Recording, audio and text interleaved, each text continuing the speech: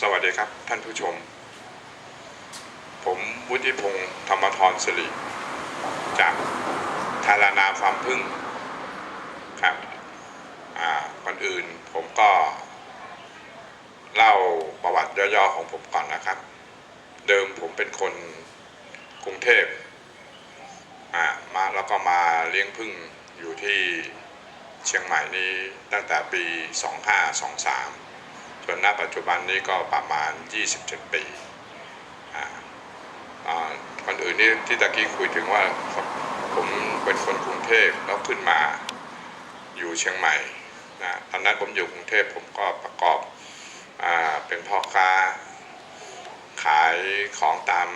ตลาดนัดต่างๆแล้วก็ขึ้นมาอยู่ทางเชียงใหม่แล้วก็มาขาย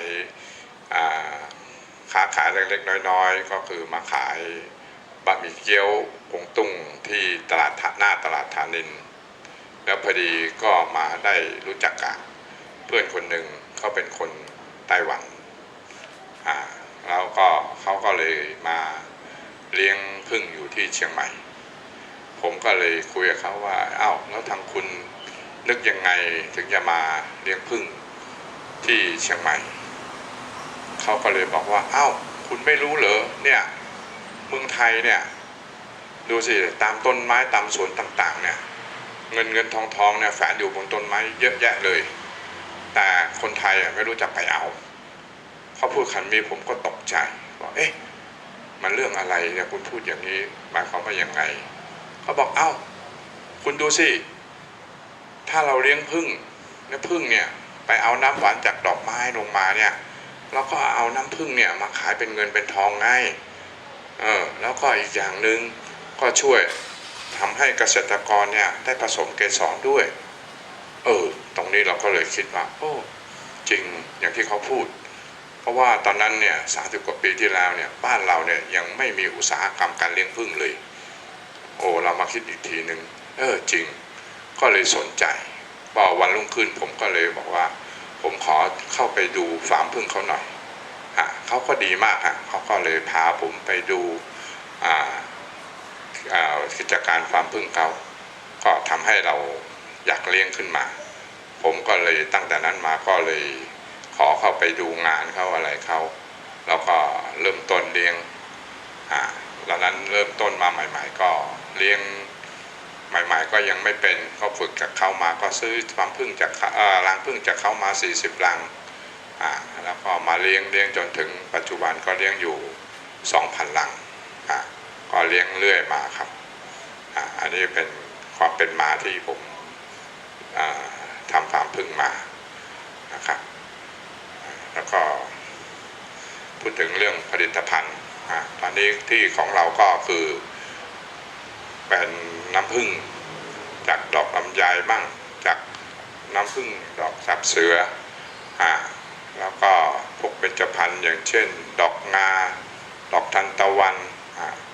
นี่ครับอันนี้ก็คือเป็นผลิตภัณฑ์ผึ้งจากทารานาเรานี่นะครับนี่เป็นผลิตภัณฑ์ของเราเป็นน้ำผึ้งนะครับแล้วก็มีนี่ด้วยอันนี้น้ำผึ้งครับกล่องเนี่ยน้ำผึ้งแล้วก็มีเกสรผึ้งนะครับแล้วก็อีกตัวหนึ่งก็คือเป็นนมผึ้งครับที่เขาเรียกว่าโรยัลเยลลี่นะครับแล้วก็ยังมีอีกหลายตัวอย่างเช่นพวกไข่ผึ้งมั่งนะครับก็คือแล้วก็พูดถึงเรื่องจุดเด่นของเราก็คือว่าจุดเด่นของทารานาฟาร์มผึ้งเราก็คือว่าเรานี่ทำฟาร์มผึ้งเองแล้วก็ขายเองเราจุดเด่นของเราก็คือว่าควบคุมคุณภาพได้คุณภาพของเรานี่เราควบคุมให้มีคุณภาพตลอดเวลาครับแล้วก็ครับมีข้อคิดอะไรฝากท่านผู้ชมครับก็ข้อคิดต่างๆก็คือว่าอยากจะให้คนไทยเราเนี่ยตระหนักว่าแมลงผึ้งเนี่ยเป็นแมลงเศรษฐกิจซึ่งสามารถสร้างรายได้ให้กับคนไทยเราได้ แล้วก็แมลงผึ้งนี้ก็ช่วยผสมเกสรให้กับเกษตรกรของคนไทยเราด้วยซึ่งจะทำให้สร้างผลผลิตได้ดีนะครับขอให้เอาตัวนี้มาเป็น